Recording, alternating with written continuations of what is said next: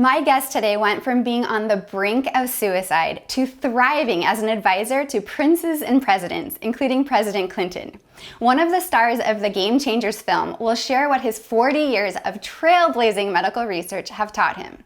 Dr. Dean Ornish is a legend. He's a clinical professor of medicine at the University of California, San Francisco. He was the first person to prove through randomized clinical trials that heart disease cannot just be halted, but actually reversed exclusively through lifestyle changes. Welcome to Happiness Adventure. I'm Lisa, and together we'll explore ways to cultivate real joy in our lives. Welcome, Dr. Ornish. Thank you. It's a great pleasure to be here. Thanks for including me. I was fascinated by your story and how you went from being on the brink of wanting to end your life to now advising presidents, to being a pioneer in lifestyle medicine. You know, you had graduated first in your class. How did you make that turnaround? Well, I think it's a good example of how suffering can be a doorway for transformation. And certainly that was true for me. Because, you know, change is hard. But if you're in enough pain, and if someone can help you at that critical moment, which was the blessing in my life, then that suffering can actually be viewed as meaningful because it gets our attention in a way that says, well, gosh, you know, it may be weird or hard to make these changes, but boy, I'm hurting so badly, I'm willing to try pretty much anything. Yeah. And to me, part of the value of science is to show people that if you're willing to make certain changes, in this case in lifestyle, how powerful you can these impacts can be and how quickly you can feel better. So long ago in a galaxy far, far away, back in 1972, when I was 19 years old and a freshman at Rice University, and actually just beginning my second year of Rice University in Houston, I became suicidally and profoundly depressed, in part because I felt like I was stupid, what's now known as the imposter syndrome, that I felt like I was, you know, now that I was in a school with a bunch of really smart kids, it was just a matter of time before the admissions committee realized what a big mistake they'd made in letting me in. One of the most powerful things about getting profoundly depressed is that it really is a reality distortion field. The hallmark of depression, which is the sense of helplessness and hopelessness, really comes from that distorted reality, which is that you think things are bad, they'll always be bad, and they've always been bad. And anytime you thought things were good, you were just deluding yourself. You know, our whole advertising industry, so much of our culture teaches us that we have to get our happiness, our health, our peace of mind, our well-being from outside ourselves. And once you buy into that view, like I had, and like so many people do, until you get whatever that is, you know, if only I had more whatever, more money, more power, more sex, more beauty, more accomplishment, whatever it happens to be, if only I had more blank, then I'd be happy, then I'd be peaceful, then people would love me, then I wouldn't feel so lonely and depressed. Once you buy into that view, however it turns out, it generally works, you feel even worse because until you get it, you're stressed. And even if you get it, it's very seductive because in the moment it's like, I got it. You know, now I'm happy. But invariably it doesn't last. It's soon followed by either now what? One patient told me, I can't even enjoy the view from the mountain I've climbed. I'm already looking over at the next one. Or if it's not now what, it's often so what? Big deal. It doesn't really provide that lasting sense of meaning. And so people say, well, the letdown that comes from accomplishing a goal is so great that I make sure I've got a dozen projects in the fire at the same time so I can immediately shift my attention to something else. In that perhaps the ultimate irony of life, in the process of running after all these things that we think are going to give us that happiness and peace and love that we're also looking for, we end up disturbing what we could have already if we just stopped doing that. Things like meditation and yoga and other spiritual practices don't bring you a sense of peace, but rather they help us to stop disturbing what's already there. And that may sound like a lot of semantic, you know, parsing of words, but the implications are profound because if we have to get it from outside ourselves, then everyone and everything that we think we need has power over us. But if the question then shifts to what am I doing to disturb my own inner sense of peace and joy and well-being, then I can do, not to blame myself, but to empower myself, I can do something about that. And so I thought, okay, well, let me move killing myself down to plan B. Let's just try this weird stuff, eat a plant-based diet and meditate and exercise and have, you know, open your heart more to love and intimacy. That'll do it. And I thought, okay, well, let me give this weird stuff a try. And sure enough, I began to get glimpses of what it felt like to be peaceful. And so I went back to school with a very different intention. You know, there's an old Zen proverb before enlightenment, chop wood, carry water; after enlightenment, chop wood, carry water. In other words, I was still in school doing the same work, but the intention, the motivation behind it was very different. And to the extent that I felt like I had to do well in school so that I could get into medical school and that people would love me and respect me and I could love myself, and then I wouldn't feel so lonely and depressed and isolated, then the stakes went way up. I could barely function. But to the degree I was more inwardly defined, then the action became not to prove that I was lovable, but rather, this is just what I do. This is why we're here. It's fun doing all these things. I use the analogy of like an old style movie projector where the light is coming through the projector. And then on the screen, you see all these different names and forms and dramas and so on. But it all comes from the light behind that. That on one level, we're separate. You're you and me, you're you and I'm me. But if you take meditation deep enough, you get that non-dual experience, that on one level we're separate, but on another level we're all interconnected. We're all a part of something larger than ourselves. Whatever, even to give it a name is to limit what's essentially an ineffable, limitless experience, that we're all interconnected. And to me, having that direct experience of that interconnectedness is profoundly healing. Even the word healing comes from the root to make whole. To make whole. And yoga comes from the Sanskrit to yoke, to unite, union. These are really old ideas that we're rediscovering. And all of the great spiritual truths that we know are involved in healing, like love and forgiveness and compassion and altruism and service, really come from that direct experience of interconnectedness, as opposed to what we're seeing all too often in the political world is if you see yourself as separate and only separate, then you can do bad things to other people because they're not you. Those Mexican rapists and those Muslim terrorists, use a few horrible examples from our political discourse. But if you really see yourself in other forms, like the light behind the projector, as well as what's on the screen, then love and compassion and forgiveness flow naturally from that. And we know, for example, with heart disease, the one emotion that's consistently linked with a significantly increased with risk of heart disease are depression and hostility, chronic anger. And so if you, on the other hand, feel that sense of interconnectedness, then you can replace anger with compassion, with love, with forgiveness. Again, not to be a good person or get a gold star or to go to heaven or good karma or some external reward, but rather that's what frees us from our suffering right here and right now. And, if I forgive somebody who did something really awful to me, it doesn't excuse or condone what they did, but it frees me of the toxic anger that can eat me up inside and cause a heart attack or reduce my immune function or increase the risk of getting cancer or any of a number of different things. And so to me, our work, the work that my colleagues and I have been doing for now over 40 years is really based on a very simple but radical idea, which is what is the cause? And in my limited understanding, when we look at what really causes chronic diseases, it really comes back to that. Because even our choices in behavior, like what we eat and how we respond to stress and so on, are often helping us deal with that loneliness and depression that so many people feel. That's really the epidemic in our culture when, in part because of the breakdown of the social networks that used to give people that sense of love and connection and community. 50 years ago, most people had an extended family they saw regularly. They had a neighborhood with 2 or 3 generations of people.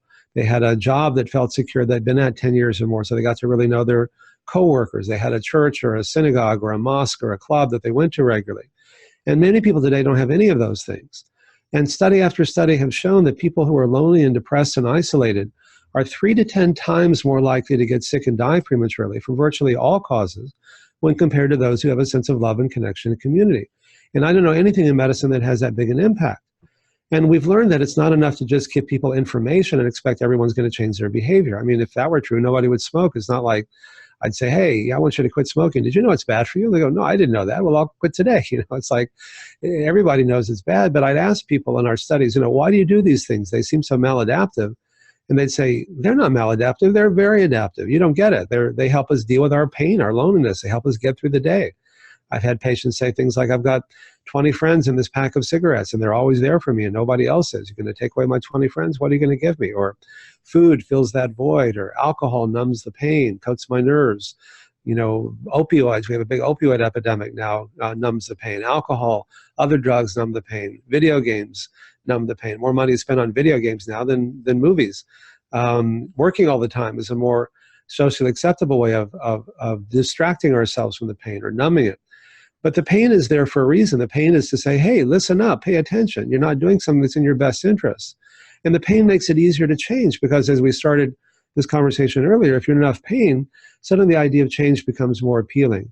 And part of the reason why I spend so much time doing scientific research is it shows that if you're willing to make these changes, how the pain goes away very quickly. Not just the physical pain. I mean, we show over a great 90% reduction in angina or chest pain in just the first few weeks. People who can't walk across the street without getting chest pain, or make love with their partner, or play with their kids, or go back to work within a few weeks are essentially pain-free. But the deeper pain, the loneliness, the depression also begins to heal as we create the experiences that people have of rediscovering inner sources of peace and joy and well-being. And our support groups are not just helping people stay on the diet, but creating a safe environment where people can let down their emotional defenses and just be open and authentic with each other, which naturally happens when you grow up in an extended family or 2-3 generations of people in a neighborhood. They know you. They don't just know your Facebook profile or your best self. They know where you messed up, and the time you got arrested, and the time your kid had, drug issues, or whatever it happens to be.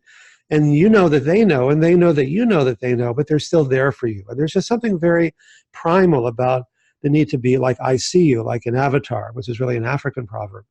I see all of you, not just your good side. And one of the studies that I cite in our new book, in the Undo It book, is that the more time you spend on Facebook, the more depressed you are. Because it's not an authentic intimacy. You have 2.5 billion people. It shows how hungry people are for that sense of connection and community. But it's not authentic. It's like everyone just posts their perfect life. Oh, it looks like, here I am in front of the Eiffel Tower. Here I am, whatever it happens to be. It's not, here I am lonely and depressed, and I'm on the brink of, something horrible in my room, or here I am, at my lowest point, or, here I am doubting myself. It's all about, like, looks like everybody has this perfect life but you. For sure, one of the risks is that when we only show our best selves, then we feel like we can only be loved if we are our best selves, right? And then if we are able to make those mistakes and our community knows it and still loves us, we get the message that we're lovable as we are, not the fake version of ourselves. Well, that's right. And in our Lifestyle Heart Trial 40 years ago, one of the Maisels brothers did a documentary. It ended up being a 1-hour Nova special where they filmed the first 4 patients in our study. And one of them told us he was a former Olympic race walker and cyclist. And it turned out he'd never been in the Olympics, And so when you set up that false self, you lose either way, because if you don't get the love and respect, you lose. And even if you do, you can't really enjoy it, because it's for this false self, and it's not really you. And then you think, if they really knew me, then they wouldn't love me. And so putting a group of people together and making it safe for them to really be open and authentic is profoundly healing and moving for people. Somebody can say, I may look like the perfect dad, but my kid's on drugs, or I may look like I'm really successful, but I'm actually bankrupt, or whatever. And someone else might say, wow, that sounds awful, or gosh, my kid has a problem. It doesn't change the problem. We're not trying to fix the problem. What we're trying to fix is the sense of isolation or shame or guilt that comes from that sense of being removed from everyone. And it's so meaningful for people. It's a part, most people think about my program as mainly diet, and certainly diet's important. But this other aspect is so important. Even in getting people to change their diet, you need to work on this level. And then we find that people are much more likely to make and maintain lifestyle choices that are life-enhancing than ones that are self-destructive. Well, you talk in your book, which I loved, about how to sort of form a group or support one another. And one of the things you say is not to judge, but rather to listen. But I wondered if you could dive a little bit more into how we do support one another in a way that really lets us be real with each other and feel safe to be real with each other. That's a good question. It's our feelings that connect us. I make my living thinking, but it's really our thoughts don't really connect us. Feelings do. Like, let me give you an example. Close your eyes for a minute and tell me how it feels when I say the following. I think you're a jerk and I think you're wrong. And then open your eyes. Now, how'd that feel? Not great. And you know that I'm just playing, but still, even at a visceral level, it's like what you contract, right? Now, if this were real life, and I said that to you, or someone said that to you, we generally have 2 responses. What would one of them be? So are you, or no, I'm not, or... Yeah, I'm not a jerk. Yeah. You're a jerk, or I stop listening. I either leave the room, walk away, or just tune you out. Now, if intimacy is healing, which it is, anything that creates a sense of connection between people is healing, that takes us in the opposite direction, right? Because if I'm attacking you, no, I'm not a jerk, you're a jerk. we're getting more isolated. And if I leave, we're completely getting more isolated. So it takes us in the wrong direction. Now close your eyes again. Let me try a little different and tell me how this feels. I feel angry and I feel upset. Then open your eyes. Same or different? Very different. In what way? I was curious why. Right. And not defensive or upset myself, I guess. Exactly. So it actually brings you closer to me. You want to know why are you feeling that way? Anytime someone asks you, why are you feeling that way, that brings us together, right? Uh-huh. And now it's not about making nice. It's not about the power of positive thinking. I'm angry, I'm upset. These are so-called negative emotions. And yet they bring you in. They're healing. They bring us closer together. Why? The first was a thought, a judgment. I think you're a jerk. The other was a feeling. I feel angry. I feel upset. And it's all the difference in the world in how we react to that. And so that's just how we're wired, is that our feelings connect us. Our hearts connect us, not our heads. We talk about our sweet hearts, not our sweet heads, And so when we're in our support group, we encourage people to first identify what they're feeling and then share it as a feeling, not as a thought or judgment. And then someone else, when they hear a feeling like, oh, I feel so upset, my kid's on heroin or whatever, to use an extreme example, instead of the other person saying, oh, well, why don't you send them to a drug rehab program, which only makes you feel more isolated, which is a thought, to say, what am I feeling when I hear that? Oh, that must be awful, or I'm so sad, or gosh, I used to have a drug problem, they might say, or my son has another problem, or whatever. The kid's still on heroin. It doesn't change that, but it changes everything about how you feel about it and the shame and the guilt. And now it's kind of liberating in a way. And you have so much more energy that you can now use to actually deal with that issue. And so those simple kinds of exercises, which we talk about in the book, of just, sharing our feelings, which is really connecting us, or forgiving someone that we think has hurt us, as a way, again, not to condone or to excuse what they did, but to free us from the suffering, we find and then again, when we work at that level, people are much more likely to go out and make healthy choices than ones that are harmful to themselves, because they don't have as much pain that they need to try to numb or kill or distract themselves from. I loved that you said it gives you energy, because so much energy is, I think I spend a lot of energy putting up defenses versus just knowing how I feel. Yes. I was even working with a nonviolent communication coach, and she said, how do you feel? And I said, well, I feel that, da, da, da, da. And she said, well, that's a thought, not a feeling. And yes. Figuring out how I felt is such a foreign concept, because it's just not something I practice, or I think a lot of people practice these days. Well, that's true of most people. And if you say, I feel that, that's usually a thought masquerading as a feeling. I feel that you're a jerk is still a thought, Exactly. I feel angry, upset, worried, whatever, or these are thoughts that are really connecting. Yeah. And we're often and with, all the technology and texting and so on, it's really hard to convey feelings in text in the same way that even a phone call can do, where you can actually hear the vibration of the other person's voice, or even better in person. And so, it's the first step is to identify what you're feeling, which is a lot harder than that sounds for many people, because we've gotten so good at numbing our feelings, even from ourselves. Just the act of being, because if you have these feelings, you have no one to share them with, and nowhere to go with them, then sometimes it's easier just not to feel them at all. But the problem is, when you wall out pain, you also wall out pleasure and happiness and all the good feelings. It'd be nice if you could just be selective about it, but when you numb out one thing, you just kind of go through life in kind of a numb way. There was an interesting study that was done at Harvard 50 years ago or 40 years ago, whenever it was, and they asked the medical students, did you feel close with your parents when you were growing up? Those that said yes, 30 years later, 15% of them had chronic diseases. Those that said no, virtually all of them had chronic diseases. Now, you might say, well, that's crazy. How could one questionnaire 35 or 40 years ago be so predictive? And the answer is that if you weren't close with your parents, then you learn that, or even worse, if you were abused by a parent, sexually or physically or emotionally, then you don't really learn how to be intimate. Or worse, you learn that intimacy is dangerous. That if you open yourself up, you can get hurt. And you can only be intimate with someone to the degree that you can be emotionally open, literally opening your heart. And you can only do that to the degree you feel safe.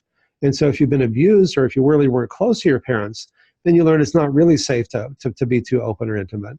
And we tend to form relationships with people later in life that mirror our own ability or lack of ability to be open and intimate. If you're with someone who has a greater ability to be intimate, and then it starts to feel like, like, get away from me. It's too intrusive. If it's not enough, then you generally don't stay with that person. And so we tend to kind of find people who mirror our own ability. So unless we've done a lot of work on ourselves, which is to me part of what we can learn to do, I'm a good example of that. We tend to mirror those relationships, and to the degree that we don't have a close relationship with someone, then we're much more likely to abuse ourselves and to get sick and die prematurely. One study from Duke showed that people who were unmarried and didn't have a confidant, 50% of them were dead 5 years after an angiogram, whereas only 10 to 15% were dead if they were either married or had a confidant. So you see these studies, and many of them I cite in the new book, of how powerful these very intangible and yet incredibly meaningful and powerful emotions are in our health and our well-being, for better and for worse. And since your show's about happiness, I think that's one of the most powerful ones. Yes, and your book talks about 4 factors: eat well, move more, stress less, and love more. It's really surprising to hear how much science there is behind what you're saying about love more being important for our health. Study after study have shown that it's the most important factor in our health and well-being, both directly and indirectly. Telling somebody who's lonely and depressed that they're going to live longer, if you told me when I was 19 that I was going to live longer if I ate healthier, I'd say, you don't get it. I'm just trying to, I don't know if I want to live longer. I'm just trying to get through the day. And so meaning and love and intimacy and community are incredibly powerful. There was a book written 50 years ago by Viktor Frankl called Man's Search for Meaning, about concentration camp survivors in World War II. And he found that the ones who survived weren't necessarily the healthiest or the strongest. They were the ones who had the strongest sense of meaning and purpose. I have to survive so that I can whatever. Yep. Be reunited with my loved ones, or bear witness, or whatever it happens to be that brought meaning to their life. And so in working with patients in our studies or in my practice, I'll ask them, why do you want to make these? Why do you want to change your diet? Why do you want to exercise? Why do you want to get better? Well, I want to live longer. Well, why do you want to live longer? People say, oh, no one's ever asked me that before, because there's this tacit assumption that everybody wants to live longer. And yet I knew at the age of 19, I was ready to do myself in. So living longer in and of itself is not always what people want. What people want is to not be hurting and to get through the day and so on. And so I've learned that if you can ask people to get reminded about why they want to get better, they'll say things like, I want to watch my kids grow up. I want to dance at their wedding. I want to make love with my partner. I want to write a book. I want to, whatever it is that makes your life feel meaningful. Then you're much more likely to quit smoking and to change your diet and to exercise and to meditate and do all these things, because there's a reason for it. That what you gain is so much more than what you give up. And because these underlying biological mechanisms are so dynamic, you don't have to wait long to feel better. Most people feel so much better so quickly, even within hours, that they say, like in my case, being suicidally depressed was the best thing that ever happened to me, having survived that. Or someone else might say having a heart attack was the best thing that ever happened, or being diagnosed with breast cancer, or whatever. First time I heard someone say that, I said, what are you, nuts? And they'd say, no, that's what it took to get my attention to begin making these changes in my life that have so transformed my life for the better that I might not have done them before. And so that's an opportunity that we don't really learn about in our medical training that we're trying to change. Now that Medicare is covering my program, and most of the insurance companies are, it gives us an opportunity to, as part of what I call the conspiracy of love, that people come to us because they have heart disease and want to reverse it or whatever it happens to be. But the reason we're getting bigger changes in lifestyle and better clinical outcomes and bigger cost savings and better adherence than anyone's ever shown is that it's not enough just to give people information or to focus on the behavior. We need to work at this deeper level, and then we find that people are much more likely to change in ways that are sustainable. Following your story, you were the first person ever able to clinically show you could reverse heart disease through lifestyle. And yet you said that you suffered depression even after that again. And I thought it was so profound that you said when your work is ego-driven versus service-driven, that there's a difference there in how you respond. Could you talk about what those things mean? Well, when I was in college, I felt like I was totally stupid and never thought I'd amount to anything. And even if I did, it wouldn't matter.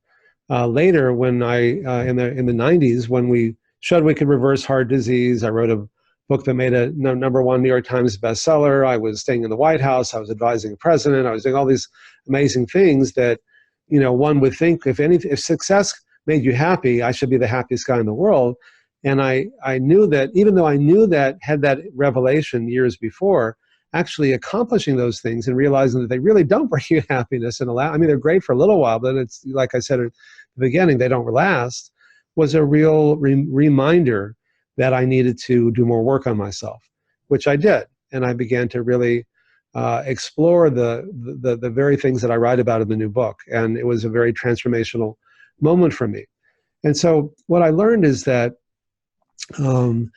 spending every day doing some kind of meditative practice, to spend more time with my friends and family and loved ones, and not to view that as a luxury that you do after you've done all the important stuff, that this is the important stuff, to give myself permission to do that. And so, and it's a process, that I learned that I could take all the meaning out of something when I was in college, as we've talked about, so what, big deal, nothing matters, who cares, why bother, all those kind of nihilistic things. But I also learned that we can imbue our lives with meaning, in part by what we choose not to do as much as what we choose to do. Not only the service itself can bring meaning, but the act of choosing not to do something. For example, if all spiritual paths, all religions have dietary guidelines, and many of them are in conflict with each other. One religion, you can do this, but not that, or certain days of the week, or certain times of the year, or certain months, or whatever. Is God confused? I don't know. But what I do know is that whatever the intrinsic benefit is of eating or not eating certain foods, just the act of choosing not to eat certain foods imbues those choices with meaning. It's just one way of doing that. Or being in a committed monogamous relationship. Is that like boring? Is that like the ball and chain? Well, it can be. But it can also be like with my true love, my wife Anne, who I co-authored this book with, to say, when you choose to just be with one person, there's an Indian saint 100 years ago named Ramakrishna who said you can dig a lot of shallow wells and never reach the water. You can dig one deep one and reach the wellspring. And as we talked about earlier, you can only be intimate to the degree that you can make yourself emotionally vulnerable and open your heart. But we've all had experiences when we opened up and we got hurt, so that wall around the heart says, hey, it's not safe, But when you're in a commitment relationship, you create this sense of safety. And the more safe it becomes, the more you can open your heart, the more you can open up, the more intimate it becomes, the more meaningful it becomes. And what I never knew and just discovered by being in this relationship is that the more intimate it becomes, the more erotic it becomes, the more sexual it becomes, the more fun and playful and joyful and all the good things that it keeps it fresh.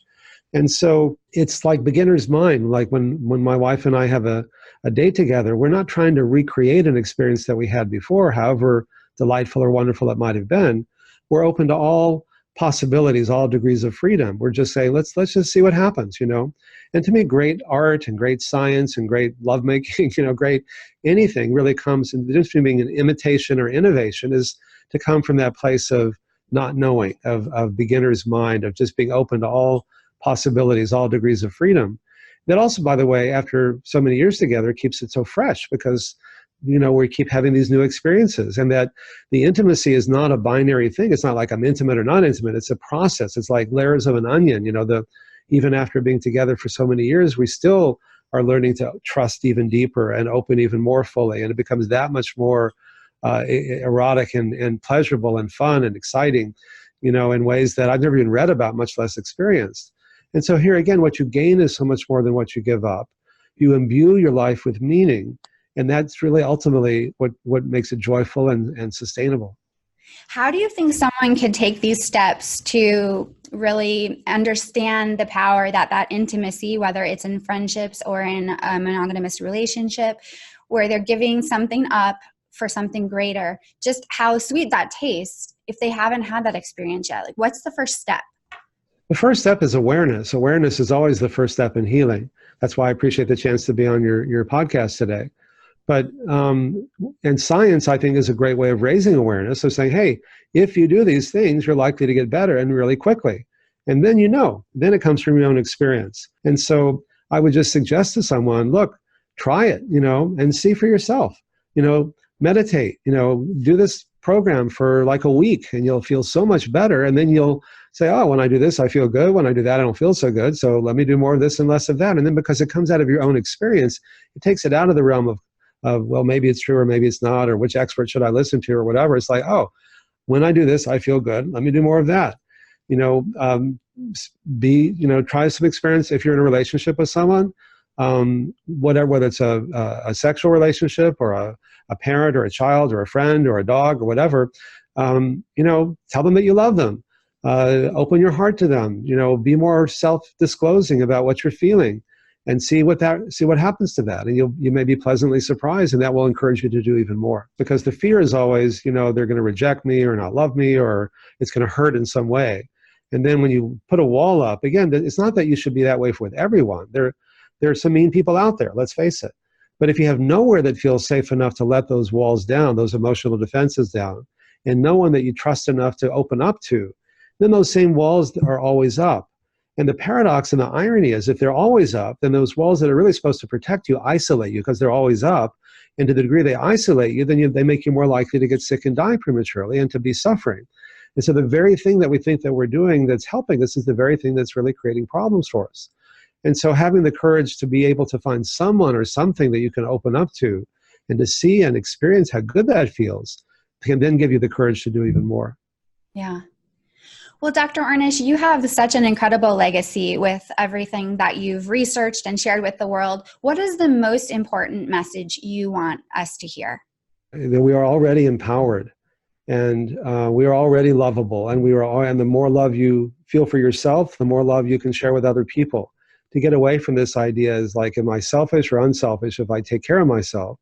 To the degree that you take care of yourself so that you can then go out in the world and be of service, it's neither selfish nor unselfish. It's transformative. Yeah. And to me, having seen what a powerful difference these simple changes can make, people often think, oh, it's got to be something really high tech, a new drug, a new laser, a new procedure to be powerful. I think our unique contribution has been to use these very high-tech, expensive, state-of-the-art scientific measures to prove how powerful these very simple and low-tech and low-cost interventions can be. Then we can use our experience of suffering as a doorway for really transforming our lives in ways that can make it so much more joyful than, in my case, that I even imagined, much less experienced. Yeah, absolutely. With all of your accomplishments, what in life are you most proud of? I'm most proud of my family, of my wife, Anne, and partner of many years, our 18-year-old son, Lucas, who's now in his first year of college, and our 10-year-old girl, Jasmine, who's our jazzy girl. That's where I get the most joy and pleasure from. Oh, that's so sweet. We're learning so much from Dr. Ornish. And friends watching, we have a playlist of the best tips from trailblazers in lifestyle medicine to help you transform your health. So check that out right here. Well, Dr. Ornish, thank you for being so generous with your time, and thank you for what you've shared with us. You too. Thanks for making it possible. I'm really grateful.